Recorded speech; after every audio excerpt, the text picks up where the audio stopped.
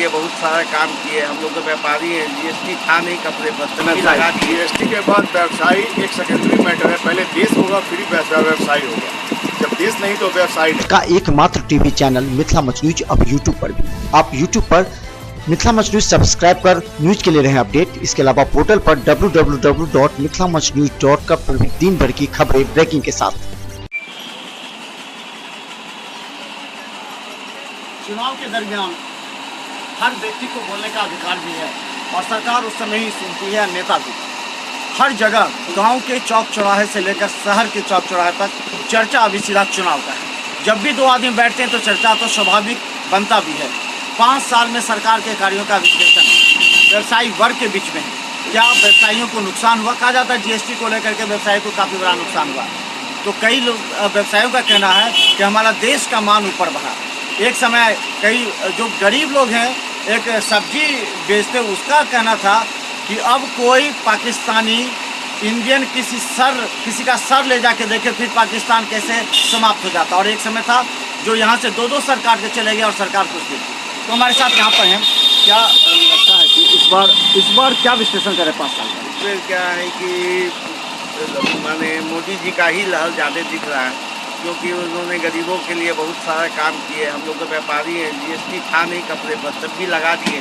तब भी हम लोग बर्दाश्त कर रहे हैं कि देश के लिए बहुत कुछ कर रहे हैं, इसलिए बर्दाश्त कर रहे हैं। नुकसान कितना हुआ? आगे देश से कुछ नहीं हुआ, परेशानी बढ़ी है।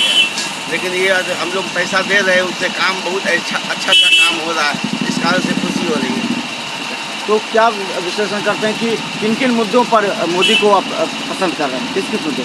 देशभक्ति के कारण और देश के लिए जो कर रहे हैं आम आदमी के लिए, उसके कारण हम लोग बहुत खुशी है इनसे।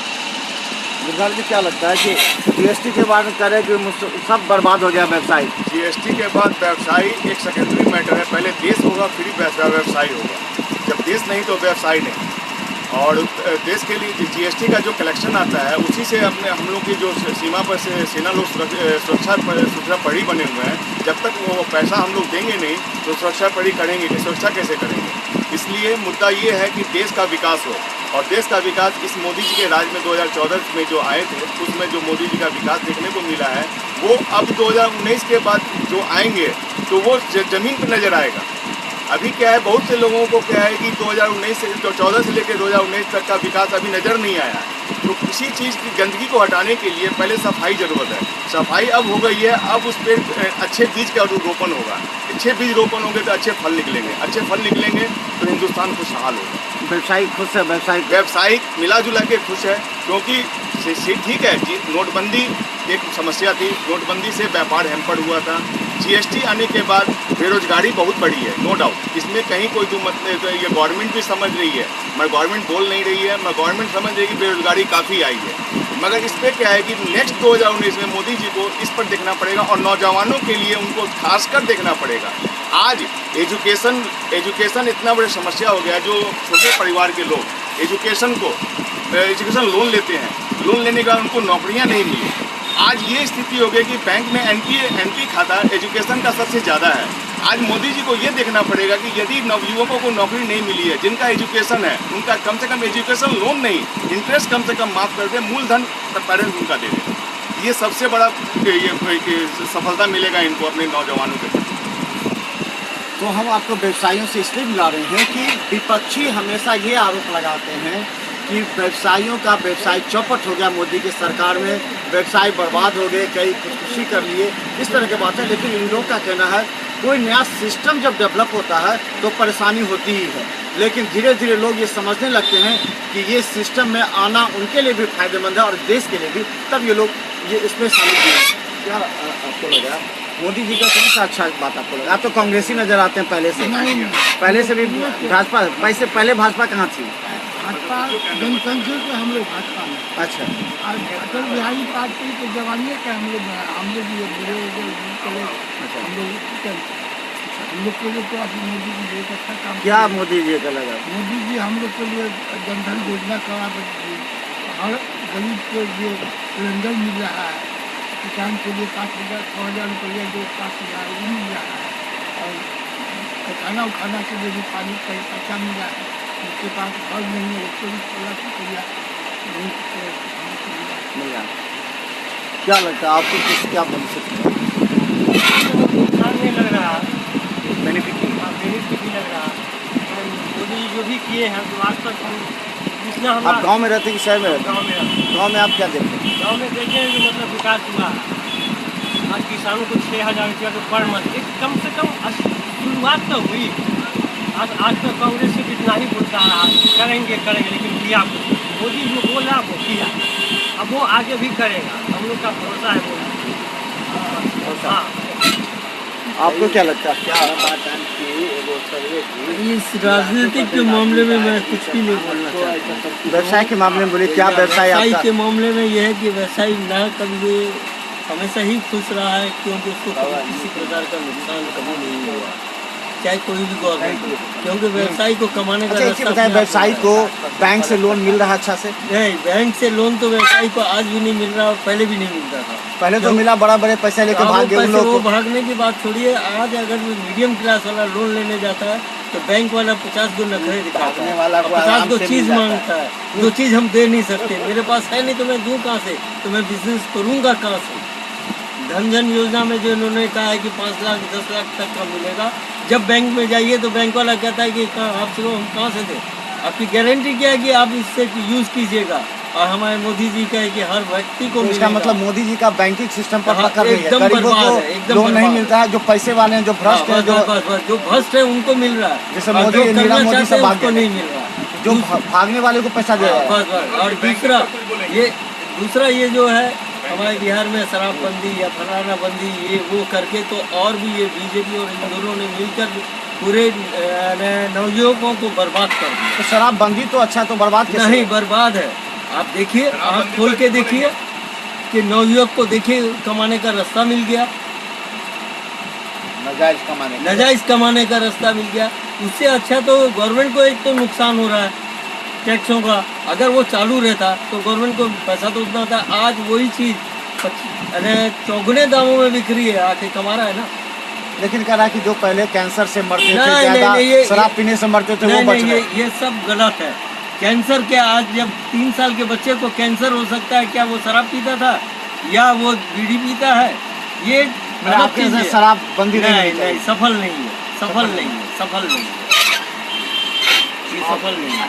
आप कितना खुश हैं इस हम सरकार में? मोदी जी की सरकार से बहुत खुश है। क्यों खुश हैं? हमको दिल करता मोदी ऐसा सरकार कोई नहीं होगा। क्या बहुत अच्छा काम करता मोदी जी, क्या अच्छा काम किया आपके लिए? हर चीज़ किया, सिलेंडर दिया। आपको क्या क्या फायदा मिला? हमको फायदा नहीं हुआ, आज सबको फायदा हुआ। तो आपको सब आदमी अपना देखता है कि हमको बेनिफिट होना चाहिए, हमको फायदा। सब कुछ खुशी है मोदी जी सरकार, हम खुश हैं मोदी जी की सरकार से। देशभक्ति को लेकर हाँ, बहुत खुश हैं। चले हम बता दें, बैंक की बात चल रही थी, हम कहना चाहेंगे क्योंकि बैंक पर लगातार कई लोगों ने भी आरोप लगाए हैं कि बैंक जो है वैसे ही लोगों को बिना कुछ प्रूफ दिए हुए देती है लोन, और जो वास्तव में मेहनत कर करके कमाना चाहते हैं, रोजगार व्यवसाय बनाना चाहते हैं, उसको अभी तक नहीं दे पा रही है। क्या लगता है? बैंकिंग की ये स्थिति हो गई है। शुरू में मोदी जी की ये थी कि जनधन योजना की जगह खाता खोला जाए, 0 बैलेंस पे खाता खुलेगा। खाता तो इन्होंने करोड़ों का करोड़ों खुलवा लिया। अब इन्होंने बैंकिंग में क्या कर दिया कि मिनिमम 3,000 बैलेंस रखिए। अब 3,000 जो छोटे तबके के लोग हैं वो 3,000 बैलेंस कहाँ से रखेंगे? ये सबसे बड़ा मुद्दा। और उसके बाद मोदी जी के राज में ये सबसे बड़ा दुष्प्रभाव हुआ है कि बैंकिंग चार्जेस आज मेरा पैसा मैं 50,000 रुपये जमा करने जाऊँगा, मेरा 59 रुपये कट जाएगा। मेरा पैसा मैं खुद बैंक जमा करने जाऊँ, मेरा पैसा का कैश हैंडलिंग चार्ज, ये क्या मतलब है? कैश मैं लेके जाऊँ, हैंडलिंग के चार्ज मुझे मिलना चाहिए या बैंक को मिलना चाहिए? आज ये स्थिति है कि एक्स्ट्रा चार्जेस इतना ज़्यादा बैंकों ने बढ़ा दिया है कि साल में भी जोड़ा जाए, यदि एक व्यापारी जोड़ता है तो 10 से 15,000 रुपये एक्स्ट्रा चार्जेस लग जाते हैं। ये ऐसा नहीं होना चाहिए। सुलभ बैंकिंग होनी चाहिए, सुलभ लोन मिलना चाहिए, सुलभ सब कुछ होना चाहिए। इस पर गवर्नमेंट का थोड़ा सा भी पकड़ नहीं है। 3,000 रुपये से कम होता है तो कितना कटता है आपको? वो मतलब कि 50 रुपये पर मंथ करता है, 50 रुपये पर मंथ करता है। यदि 6 महीना यदि मेरे पास 3,000 बैलेंस कम हो गया तो 250 रुपये कट गया, 300 रुपये कट गया। और और उसके बाद अभी जो गवर्नमेंट कह रही है कि कैशलेस आप ट्रांजेक्शन कीजिए। कैशलेस ट्रांजेक्शन बिजनेसमैन कैसे करे? आप पॉस मशीन लगवाते हैं, पॉस मशीन में 2000 तक तो मान लिए कि आपने कहा कि फ्री है, 2000 से ऊपर जैसे बढ़ता है आप 1% ये लेते हैं प्लस जिस पर जीएसटी लेते हैं। जीएसटी तो ऑलरेडी आप करते और सब में लेते ही हैं, तो इसमें जीएसटी क्यों? और इसको पूर्णतः कैशलेस को पूर्णतः सर्विस टैक्स से मुक्त करना चाहिए। इससे क्या होगा कि आज कोई भी कस्टमर आएंगे तो हम कैश देंगे तो उनको कहेंगे नहीं सर प्लीज़ कार्ड दिया जाए। इससे क्या होगा कि तब कैशलेस आपका बढ़ेगा, इकोनॉमिक आपका सुदृढ़ होगा। इस पर गवर्नमेंट को थोड़ा सा ध्यान देना चाहिए। निश्चित तौर पर कैशलेस की जो परिकल्पना की गई थी वो कई मायने में अभी तक असफल रही और बैंकिंग जो पद्धति है वो bank rose the Medicity by doctor M.K. Shukla, Darbhanga के ग्रामीण से शहर तक का एक विश्वास। रोज द मेडिसिटी, इमरजेंसी, शिशु एवं सामान्य के साथ हर चिकित्सीय व्यवस्था। संपर्क करें Rose the Medicity, Digghi west, Bisartola, Darbhanga. Paras hospital, Mithilanchal का गौरव।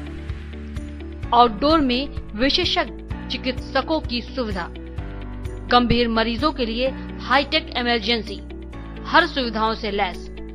पारस hospital, VIP road, Alpatti, Darbhanga.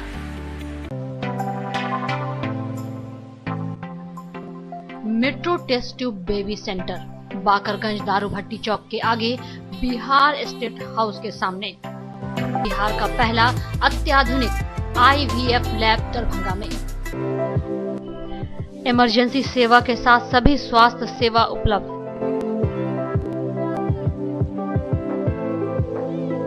संपर्क करें metro test tube baby centre.